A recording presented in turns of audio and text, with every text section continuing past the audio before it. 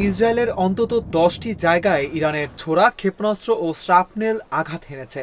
ইসরায়েলের জরুরি পরিষেবার একজন মুখপাত্রের বরাত দিয়ে এ তথ্য জানিয়েছে কাতার ভিত্তিক সংবাদ মাধ্যম আল জাজিরা।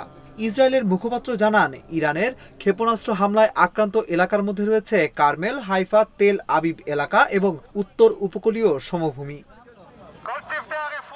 এসব এলাকায় এখন পর্যন্ত 16 জন ইসরায়েলি আহত হওয়ার খবর পাওয়া গেছে। তাদের চিকিৎসা দেওয়া হচ্ছে। আজ সকালে ইরানে যুক্তরাষ্ট্রের হামলার পর এটি ইরানের পক্ষ থেকে প্রথম প্রতিক্রিয়া। ইরানের 3টি পারমাণবিক স্থাপনায় আজ শনিবার সকালে সরাসরি হামলা চালিয়েছে যুক্তরাষ্ট্র। মার্কিন প্রেসিডেন্ট ডোনাল্ড ট্রাম্প তার সামাজিক যোগাযোগ মাধ্যম প্ল্যাটফর্ম ট্রুথ সোশ্যালে দেওয়া এক পোস্টে নিজেই এই হামলার খবর জানান। গত 13 জুন ভোররাতে বিনা উস্কানিতে ইরানে হামলা শুরু করে ইসরায়েল। ওই হামলা এখনো অব্যাহত রয়েছে। জবাবে ইসরায়েলে পাল্টা হামলা চালাচ্ছে ইরানও।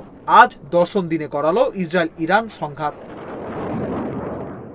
ইসরায়েলি কর্তৃপক্ষ জানিয়েছে, এই সংঘাতে এ পর্যন্ত ইসরায়েলের 24 জন নিহত হয়েছেন। অন্যদিকে ইরানের স্বাস্থ্য মন্ত্রণালয় জানিয়েছে, ইসরায়েলের সঙ্গে সংঘাত শুরু হওয়ার পর থেকে গত 8 দিনে ইরানে অন্তত 430 জন নিহত হয়েছেন। এ সময় আহত হয়েছেন কমপক্ষে 3500 মানুষ।